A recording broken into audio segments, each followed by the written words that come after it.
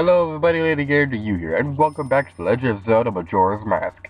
In the last episode, we got the Elegy of Emptiness from the King of Ikana. And in this episode, we're going to be entering the final dungeon in the game! Woo! Now, I'm going to be getting into this in a couple minutes, but this next dungeon is probably tied with the Great Bay Temple as one of the dungeons in the entire game. And you'll see why in a bit. Ooh, Stone Tower! Spooky!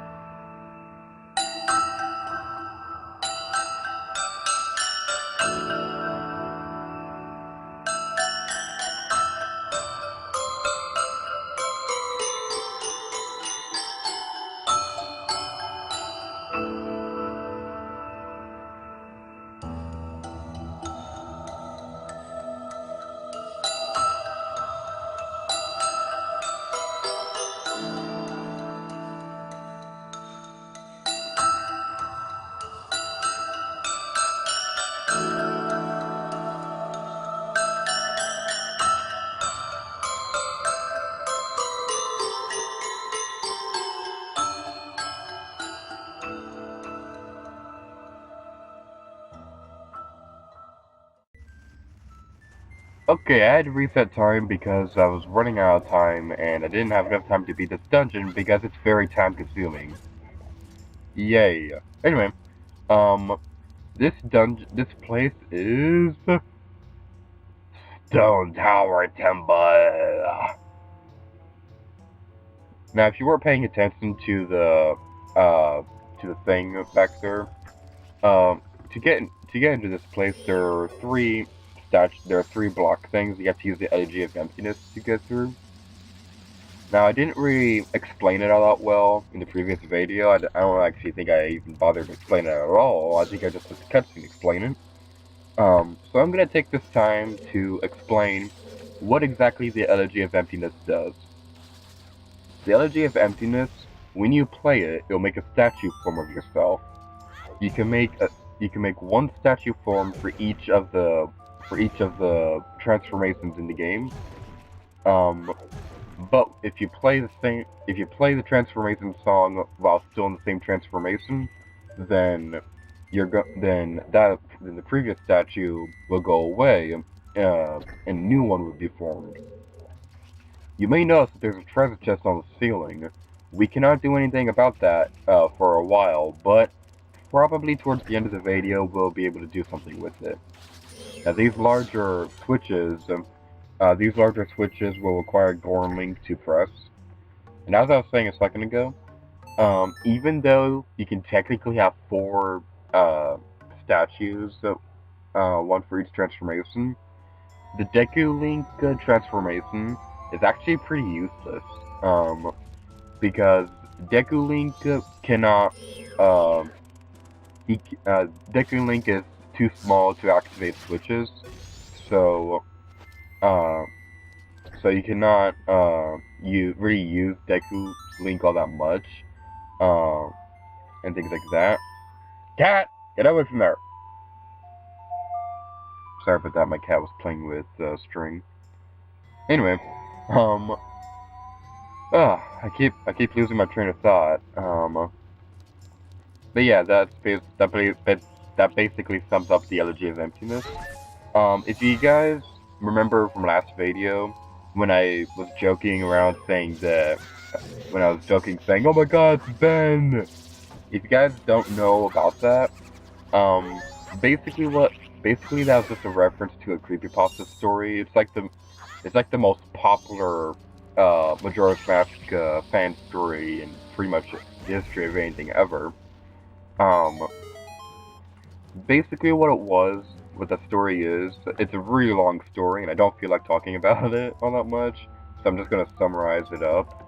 Basically what it was that some guy named Ben owned a copy of The Legend of Zelda Majora's Mask, and one day he drowned, and so he's been haunting his Majora's Mask cartridge, and when some college guy purchased the game from a garage sale, he began seeing weird things in the game, like a weird Twilight Zone version of the Clock Town, and the game playing the Elegy of Emptiness over and over again, so that the Hyrule statue thing would follow Link everywhere. It's a really interesting story, but I don't know, something about it is just a little weird. Anyway, we make a wooden treasure chest appear in lava. Physics don't exist in this world. Yay! Anyway, there's another treasure chest over here that's bound to have some treasure. It's gonna be like the most awesome thing ever. It's probably like the skin of Atlantis from Tomb Raider. Maybe, sort of, kind of. Hopefully it's something good. It's just a stinking map! It's worth mentioning that the entire temple, including the Stray Fairies video, they have all been pre-recorded at the time that I'm recording the audio for this.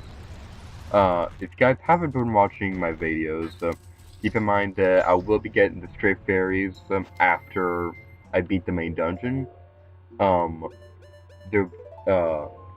I handle the dungeons in this game is that I go through the dungeon once to beat it normally, and then I go through the dungeon again, getting the Stray Fairies.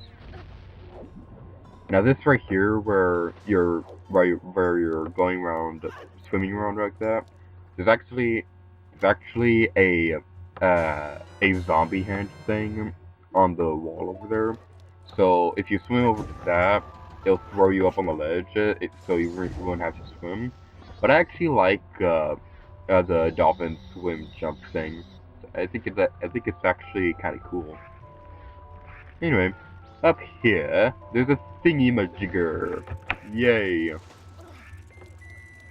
I don't remember if I mentioned this, but the ice arrows, you're not going to be using them at all in this place, that I remember. You could probably use them to freeze enemies, but that's basically about it. And another treasure chest has appeared upside down. Whatever are we going to do? Something about those treasure chests appearing upside down, something about it reminds me of Twilight Princess in the Goron Mines, I think, when you have the iron boots and you can walk on magnetic walls to walk on the ceiling and things like that. I really liked that idea in the game, and I kind of wish they had more of that in the game. But at the same time, I suppose it's kind of a good idea to not overuse that idea, because overusing the same idea over and over again in the game can get a little bit annoying.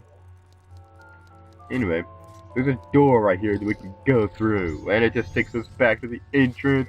Will this horrible dungeon ever end? Tune in next week. Actually, no. Tune in right now, because we're still going to this horrible place. Anyway, there's a door over there. Yay! Now this room right here, this room is kind of the one. This is kind of the one room that everybody seems to hate in the dungeon. There's always that one room that you don't like, unless it's like the most perfect dungeon ever. Yep. Anyway, what you want to do is that you want to reflect light off of these things, because these things will store the light, forever, as long as you do the things. But what makes this room annoying is that the ghost guys will try to ruin your soul. They'll try to rip the flesh off your bones. And I'm being really gory right now. I should probably stop talking. Nah, I'm just kidding. It's pretty difficult, but if you have patience like me, then you're actually kind of doomed, because I have like no patience. Alright, there's some Nidoran things right there that we can murder. Maybe not. Let's run away! They're on us! Run! Run, Link! Don't be talking to the other guy! Run! Run, you fool! Anyway, we're gonna be using Deku Link now. Yay! Like I think I've mentioned this already, but this dungeon uses the full potential of all the mask transformations in the game. Witchfall Temple was made to show off Deku Link. Snowhead Temple was made to show off Goron Link, and Zora Link and Great Temple was made to show off Zora Link. This one kind of shows off every dungeon in the game, and I really like this dungeon. Alright, I accidentally got a Stray Fairy, I know. It's kind of like a running trend where I accidentally get a Stray Fairy when I didn't mean to.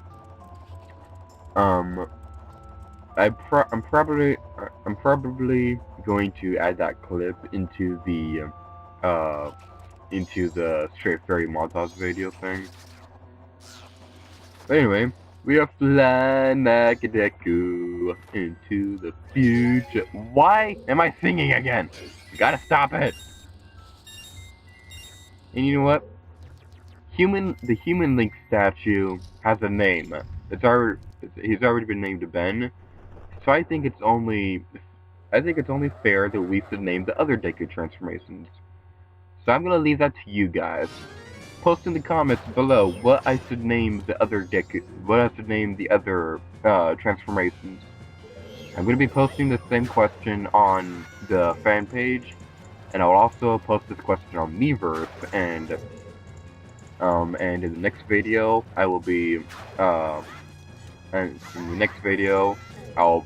announce their names, and I'll announce whoever said their names. Anyway, this is the Garo Master. This is pretty difficult, but I just beat him. I didn't even get to explain what exactly he does. He fights the same way as the Gyros, but when you use your shield against him, he won't actually fall down. You'll just be blocking his attack. What you want to do is that you want to run away from him when he's going to use his attack, so that he makes your life miserable. And he blew up. That's pretty gross. Dang it, I was so close to being on top of the ship! Anyway, we're gonna get one of my favorite items in the entire game. It is the light arrows! I'm trying to think of a musical reference for light, but I can't think of any because I'm stupid. Anyway, let's go this way. Walk this way! Yeah, I should probably never seen anything in the history of anything ever. Anyway, there's some enemies right here that we should brutally murder with the might of our fist. Back here, you fool! You fool! You owe me money! Yay! And let's head inside the door. This right here, this is a new enemy, and he'll give us a chance to sell the light arrows. We're gonna be using the light arrows more often in the next video, but as for right now, let's just say the light arrows are really powerful. They can knock this guy out in 2 hits. And I don't mean like 2 hits, like 2 arrows altogether. You're gonna need 4 of them for that. The first arrow stuns him, and the second one is the one that makes him take damage. And a treasure chest summons. Bow down before me, you stupid treasure chest.